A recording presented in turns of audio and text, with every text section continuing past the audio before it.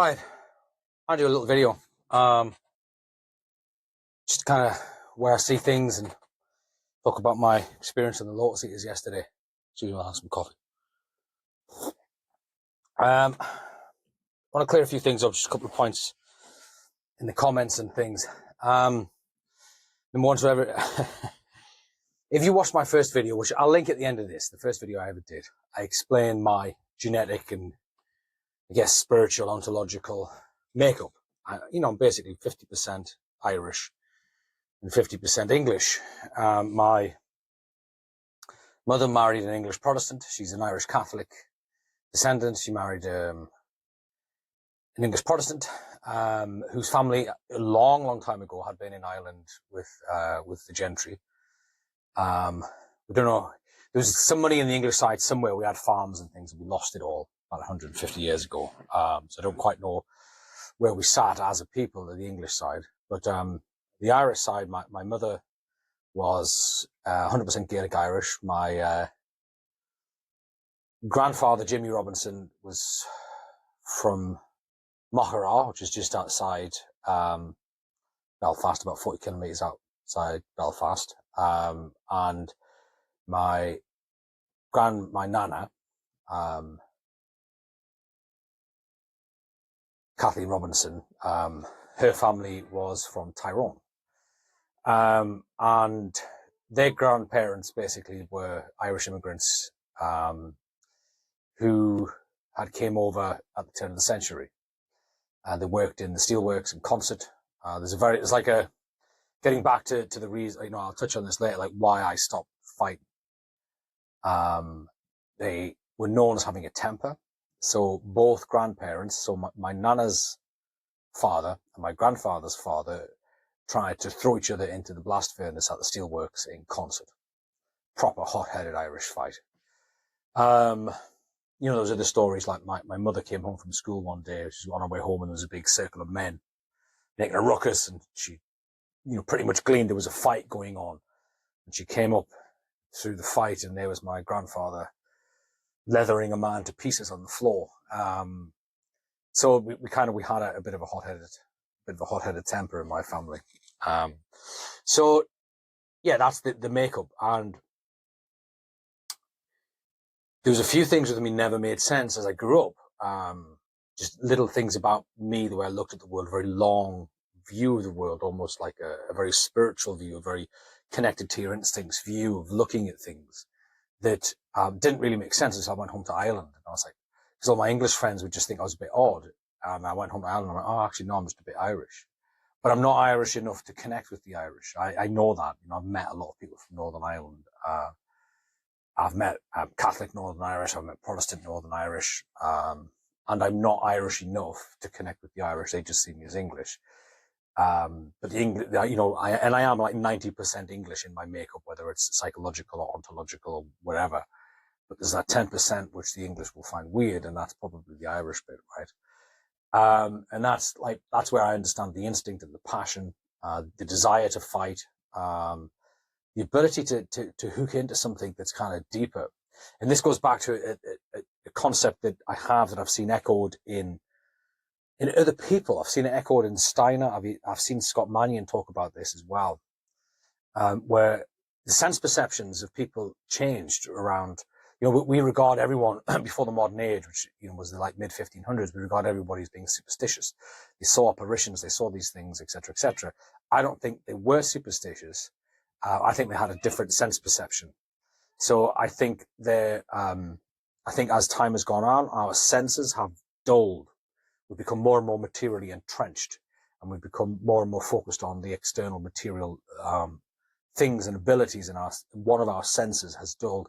But I don't think the Irish fully went there. I think the Irish are still connected to that different sense perception, which gives them incredibly keen instincts. Like I adore the Irish, but I do not in any capacity pretend to know everything about the Irish or the situation in Ireland. I just understand that bit. I understand a little bit about their internal motivation in terms of like a spiritual level. Politically, I've always kept out of the situation in Ireland because it never made sense to me having a Protestant father and a Catholic mother. I just thought it was mad. But that is what it is, and I'm not gonna rob anybody of that. I've always distrusted Sinn Féin in the IRA for a very, very long time because I never saw where the sacrifice of people was getting them, and it always just seemed a bit disingenuous to me. And that's not to say that the average guy at the front didn't fully believe in what he was doing, but you can guarantee that the 10 or 12 people at the top probably weren't invested in it in the same way. So yeah, that's kind of a little bit about my background. I'm not Irish. I don't claim to be Irish. I claim to have Irish ancestry, quite strong Irish ancestry. The town I was raised in was nicknamed Little Island. It was basically all Irish immigrants and Irish families. I was taught by Irish nuns. The priests were Irish. I used to go to church 6 days a week. We did the Stations of the Cross, the catechisms. Everybody's McCrory, Keaveney, Kearney. Every Irish name under the sun is around there. I'm kind of related to everybody. By the time I got to my mother's generation, they had to marry outside of the area because the gene pool was shrinking too much. But yeah, it was just known as Little Island because the Irish culture was that strong. We had a convent in the middle of the village, which was just the most serene place. It was just a wonderfully beautiful place, the convent. I grew up a very old-fashioned way, with nuns and priests, very much part of the thing. And Sunday morning at church, everyone had their head down because they were generally drinking, fighting, and fornicating the night before, generally drinking with the priest, and then going to church on the Sunday morning. And that was just how it was. It was very real, and it was very honest and open. Everything was expressed. Everything was up front. You didn't hide your passions. You might have controlled them in certain ways, but you certainly didn't hide them. And it was actually quite a good upbringing. I was very, very fortunate. It was almost like being raised in the 1950s. I was very, very fortunate to have that upbringing. It was a very beautiful experience compared to today's world. So that's kind of where I'm coming from with that. Second thing is a few people commented on how direct I was, and I just want to clear that up. I'm not a hard man. Not by any stretch of the imagination am I a hard man. Like I said, I put a boy in hospital when I was 15. And that was an escalating series of events. Now, my family has a temper called the Robinson temper. We're absolutely convinced that one of our great uncles actually killed his wife in a rage. Although we can't prove it. It's obviously a long forgotten thing now. And I was raised to be aware that our family had a temper. We have just a complete snap. And as I was getting older, I was becoming more violent. I was doing martial arts. I was becoming handier. My reflexes were getting keener. I basically chinned my dad once, and then hid in the shed for 2 hours. I nearly I chinned my sister incredibly hard, and we practically knocked her out. She couldn't walk afterwards. And then I ended up having a fight. I pushed a kid too far at school. He was bullying a friend of mine. I pushed him into a fight, and I basically battered him around the schoolyard. And I actually felt thoroughly ashamed of myself afterwards because I completely lost. I didn't lose control. It was the coldness and the calculatedness of what I did that kind of shocked me. And I realized then that that wasn't the path for me. And I remember at 15, basically giving my fists up and, saying to God, I don't want to do this anymore. Now I've gone on to study martial arts well into my 20s until my health kind of collapsed around me.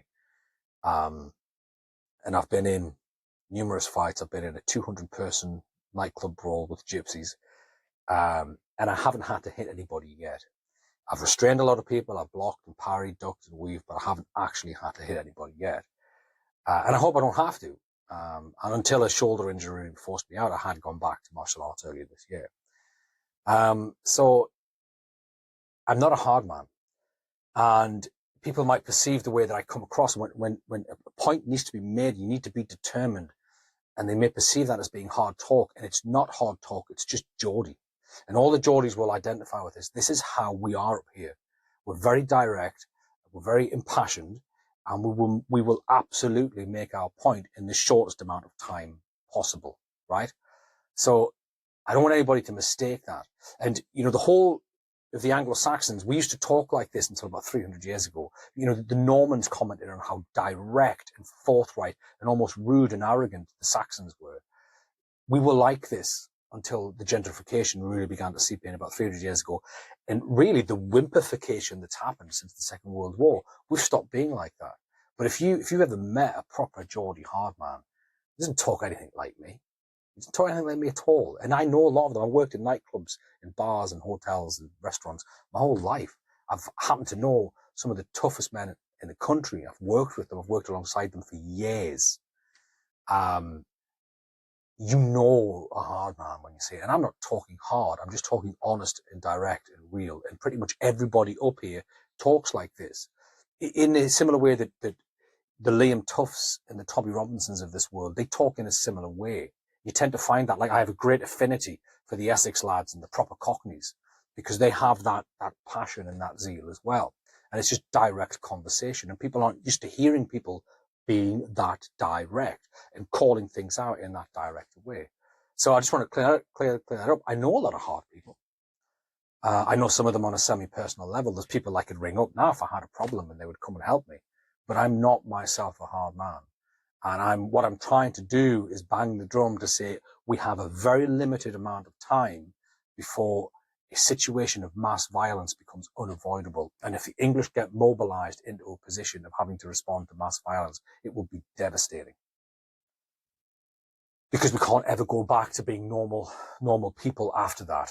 You create, like, you take the Harry Potter example of the Horcrux. You will create a split within yourself that will never, ever go back together if we have to do this. So I'm trying to kind of bang the drum to say we need to stop. The English need to realize what is inside them. We need to realize that we have that power and that capacity, because a lot of the things I talk about with the spirit of the English are things that have gone to sleep. They are asleep within us. And I'm trying to get you to know, look, I spent a long time in the deepest of meditation, like 20 years, till the noise of the deep called me back. And that noise that was banging and banging and banging was the disgrace that the world has become. And I look at my people and I go, you're not meant to live like this. You're more dignified than this, right? And every people is meant to have a dignified existence. But what's happened is everything has slid down, and some races weren't that high up to begin with. And so they've slid down even further, right? And my wish is for every race to achieve its highest and best expression so it can survive to the future. So I'm trying to awaken things within us that are naturally within us. So I call it the King Spirit. I have this theory called the King Spirit. And every Englishman has the King Spirit. Every nation will have their version of this, but in the English, it's the King Spirit. And it is this sense of divine sovereignty, this divine authority that once it is awakened, it can't go back in the box. And you see it with Bo, you see it with Carl, you see it with Charlie Bentley Astor, you see it with Rupert Law now. Rupert Law's just suddenly gone, wow, in the last year, and it's awake and it can't go back in. And it's this kingly presence that begins to manifest. What happens with a king? A king demands respect. A king demands certain things to be done that are respectful to who he is, right? And we haven't been doing that. We forgot who we were. We were the kings of the world. The English was a sovereign nation on the individual atomized level. Each Englishman was a king. This is completely unique in all of history. There isn't a nation like us. So much so, we're set apart, so much so that the Chinese gave us our own name. We're not called, everyone else has a derivation of English. Chinese, they call us goes their own way, or another translation is does their own thing. We are so unique in all of history that we forget this. And all I'm trying to do is to get people to wake up, because we don't have a long time. Look, it took Spain 700 years to free themselves in the Reconquista. We're looking at 1,000 years of darkness. We don't repel what this is. And I've spoken before, they're going to use Islam to exhaust Christianity. Christianity will defeat Islam, but it will leave Christianity completely exhausted. The Christian West will be absolutely burnt out.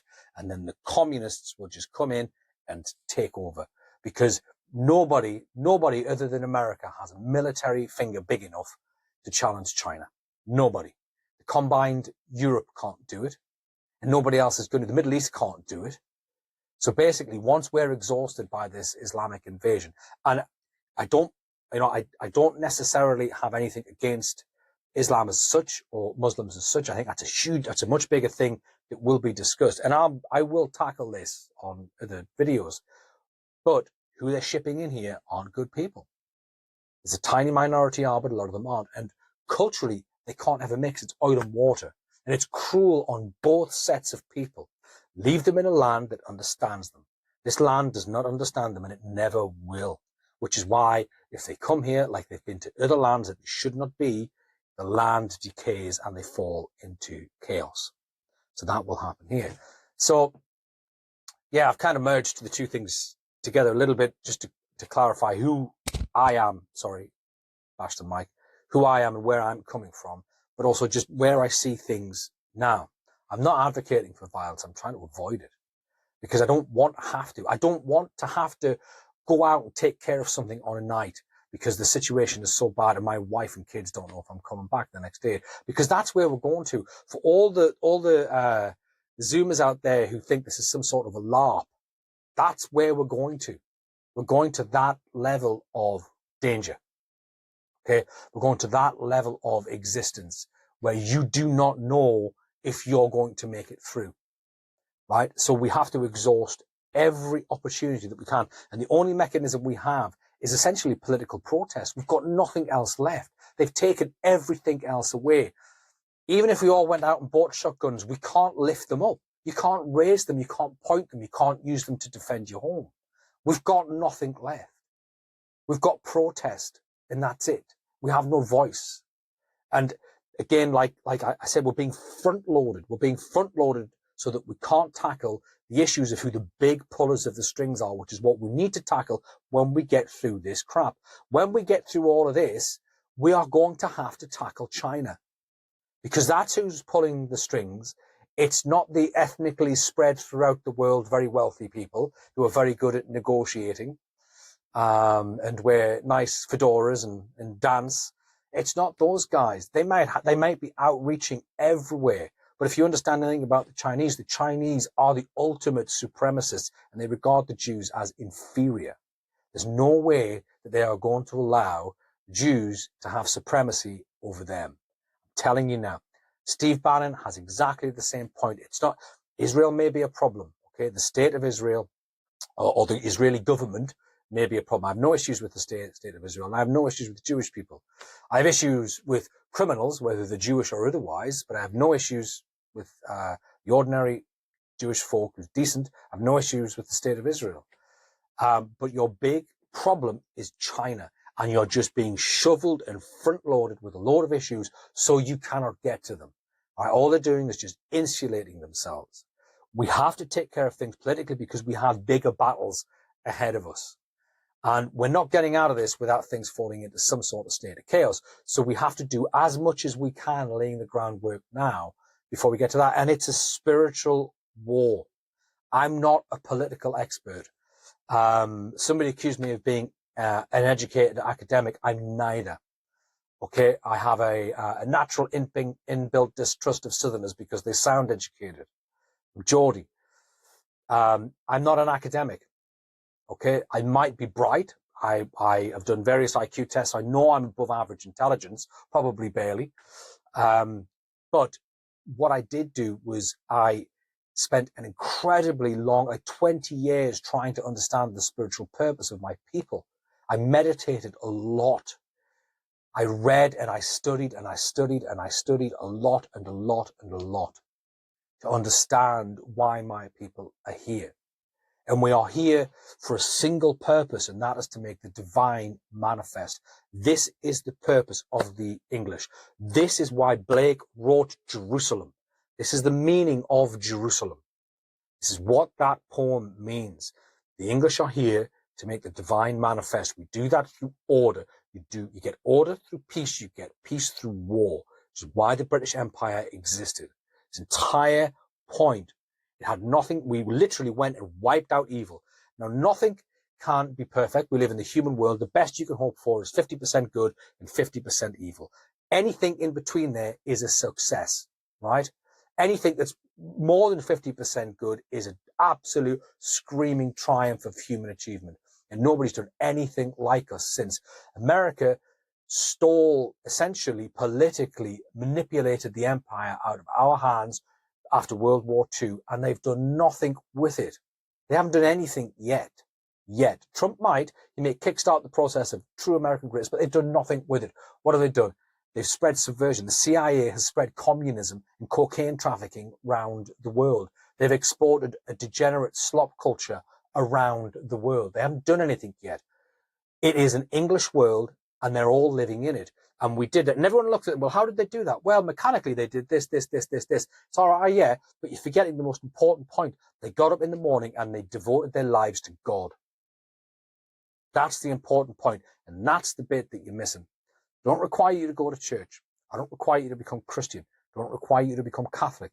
You can be pagan. You can address all of your prayers and your honors to the Sky Father. It doesn't matter. You just have to go, let's give it a go. All right, big guy, let's give this a go. I'm agnostic. I'm on the fence. I don't know, but let's give this a go. Because this is a spiritual war, right? And if your spirit isn't hooked in, when your body is depleted, where do you think your reserves are going to come from? When your adrenaline is burned out. You go talk to people like Tyson Fury, and you ask him when he gets knocked on his arse by Deontay Wilder, you ask him what gets him back up. And he's not, oh, well, it was this training method, and I had some Lucozade Sport before I went in, or I had a black coffee, and just give us a bit of, so he'll just say it's God. It's God. Alexander Usyk is the same. It's God. It's God that fuels them, because it gives you something else. And if you really want to know what it can do, go and read about the Siege of Malta in 1565. That's what faith can give you. Okay? That's what faith can give you. So this is I'm not a hard man. I'm not coming from a place of trying to be hard. I'm not trying to fully understand the loyalist culture in Northern Ireland. It's bonkers to me. I don't get it. But on a spiritual level, I have some connection to the Irish. So I can understand on a spiritual level a small amount of why they are the way they are. But I love the Irish dearly. I love the Scottish dearly as well. I love the Welsh dearly. I love all my brethren dearly. And we are going to be united. We will become a united people in the struggle. We will become united politically and militarily and financially after that. In about 100 years, probably. I don't think you can stop it. We're kin. We're kin. We're going to drift back together. It's going to happen. It's just natural. All of the Anglo nations, all of the Anglo-Irish Aryan nations will drift back together because we're blood. It will come. So just a little bit about me. I had a great day yesterday. I think the Lotus Eats lads were incredibly gracious. Bo, I've met before, wonderful man, solid guy. I'd go to the ends of the earth for that man. And Luca is a wonderful young gentleman, very, very incredibly worthy man. And yeah, look, I'm just Geordie. We're all like this. So anyway, citizens of the realm, let's crack on and have a good weekend.